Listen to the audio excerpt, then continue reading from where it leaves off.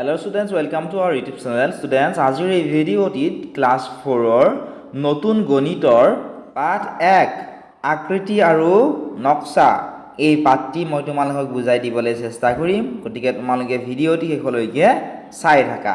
ভালদৰে মনোযোগ দি চাবা, তেতিয়াহে তোমালোকে বুজি পাবা। ঠিক আছে? তো ইয়াতে কি দিছে চোৱাচোন, তলৰ ছবিখনত কি কি জ্যামিতিক আকৃতি দেখিছা আঁকা। কোনখন ছবিৰ কথা কৈছে?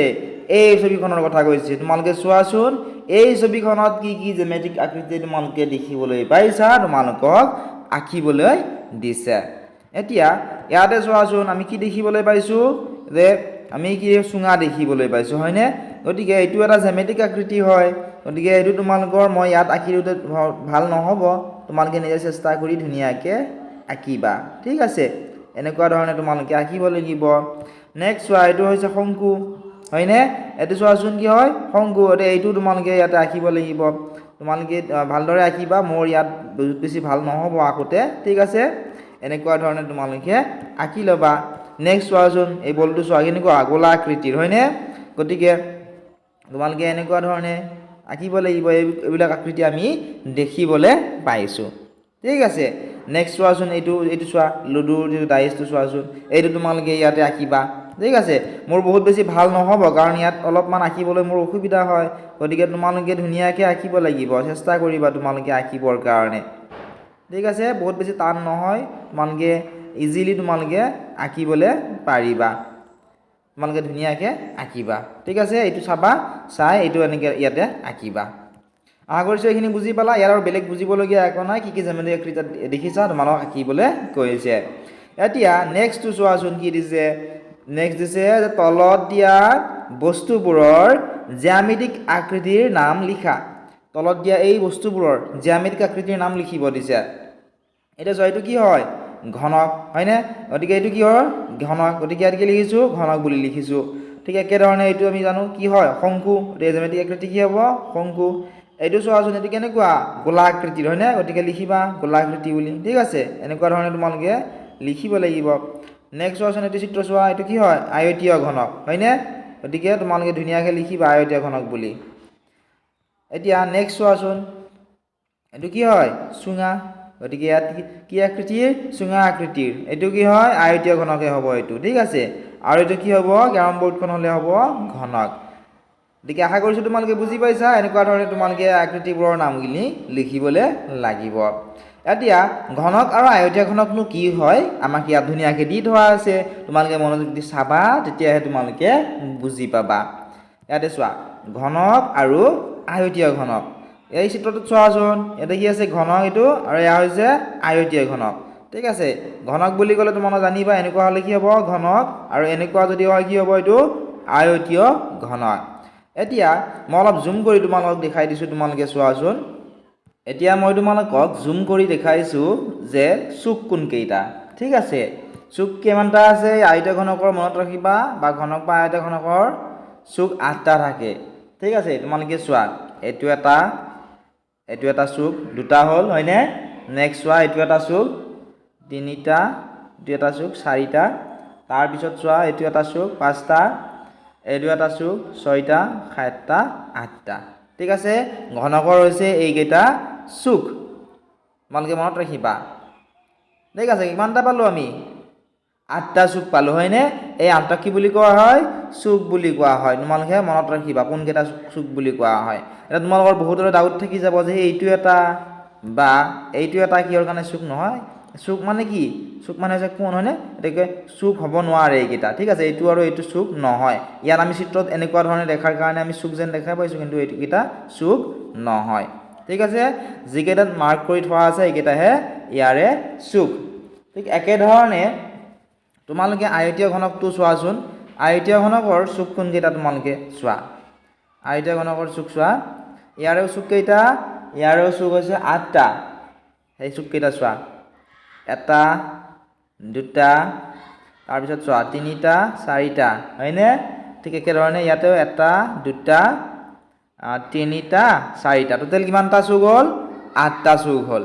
এতিয়া নেক্সট তোমালোকে চোৱাচোন, ইয়াৰে এবাৰ তল চোৱা, ঘনকৰ তলখিনি চোৱা, তল কেইটা আছে তোমালোকে, তল কোনখিনি কয় তোমালোকে চোৱা, তল তোমালোকে চোৱা, ইয়াতে চোৱা, এইটো এটা তল, এইটো 1 নম্বৰ, ঠিক আছে, এন তল, তাৰপিছত এইটো এটা তল, ঠিক আছে। নেক্সট চোৱা, এয়া হৈছে তল, তাৰ যিখিনি তল বুলি কোৱা হয়। নেক্সট এইফালে আছে এই তল, তাৰপিছত 5 নম্বৰ থকা এইখিনি আৰু এইখিনি, ঠিক আছে।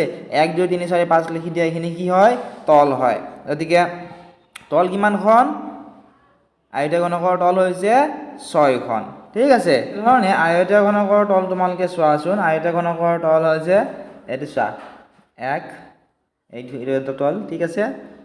এই 2 নম্বৰ দিয়া এইখিনি তল, ঠিক আছে। তাৰপিছত চোৱা ইয়াতে 3 নম্বৰ এইখিনি, ঠিক আছে। তাৰপিছত এইখিনি তল আৰু ইয়াতে আৰু সন্মুখৰ ফালে, ঠিক আছে। ইয়াত আয়তীয় ঘনকৰ তলৰ কিমানটা থাকে, কিমানখন, 6খন তল। এতিয়া নেক্সট চোৱা, আয়তীয় ঘনকৰ কাষ চোৱা, কাষ কোনখিনিক কয় এতিয়া তোমালোকে চোৱা, মই মাৰ্ক কৰি যাম, তোমালোকে মনোযোগ দি চাবা। এইফালে, ঠিক আছে, এইখিনি কাষ, তাৰপিছত এয়া কাষ 2, এইখিনি 3 4টা কাষ পালোঁ, ঠিক আছে। তাৰপিছত আমি 5টা পালোঁ, 5টা কাষ, 6টা 7টা কাষ পালোঁ। তাৰপিছত তোমালোকে চোৱা ইয়াতে এটা কাষ, 8টা 9টা 10টা, ঠিক আছে, 11টা আৰু 12টা। এইকেইটা হৈছে আয়তীয় ঘনকৰ, ঘনকৰ কাষ, ঠিক আছে। যিকেইটা মই মাৰ্ক কৰি গৈছোঁ এইকেইটা কাষ। ঠিক একেধৰণে আয়তীয় ঘনকৰ এইবাৰ তোমালোকে চোৱাচোন, আয়তীয় ঘনকৰ কাষ চোৱা। আয়তীয় ঘনকৰ কাষ হৈছে এইসমূহ, মই মাৰ্ক কৰি গৈছোঁ, চাই যোৱা। এইটো এটা কাষ, এইটো এটা কাষ, এইটো 3টা হ'ল, হয়নে, 3টা, তাৰপিছত 4টা 5টা 6টা 7টা, তাৰপিছত চোৱা তোমালোকে 8টা 9টা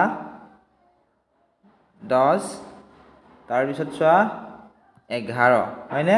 কিমানটা হ'ল চোৱাচোন, 1 2 3 4 5 6 7 8 9 10 11 আৰু এটা কাষ, ঠিক আছে।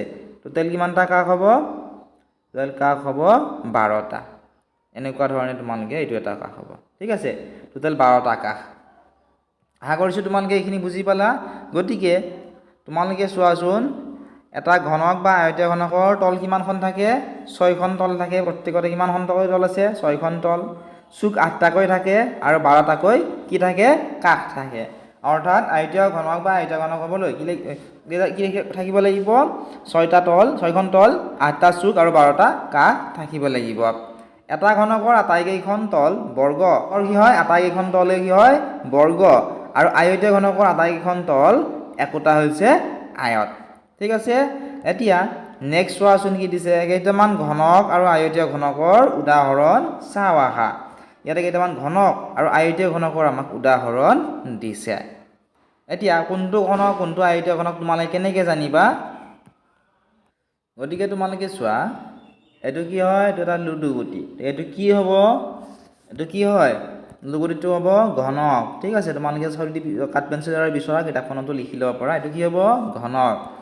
ঠিক তেনেকৈ এয়া হৈছে ডিএছএলআৰ বাকচ, ডিএছএলআৰ বাকচটো কি হ'ব, ডিএছএলআৰ বাকচ হৈছে আয়তীয় ঘনক, 29য় 73 দীৰ্ঘইকাৰ 29য় আয়তীয় ঘনক, ঠিক আছে। এইটো আয়তীয় ঘনক, তোমালোকে মনত ৰাখিবা। ঠিক তেনেকুৱা ধৰণে এইটো হৈছে কি, এইটো হৈছে আয়তীয় ঘনক, তোমালোকে লিখি ল'বা ইয়াৰ তলত।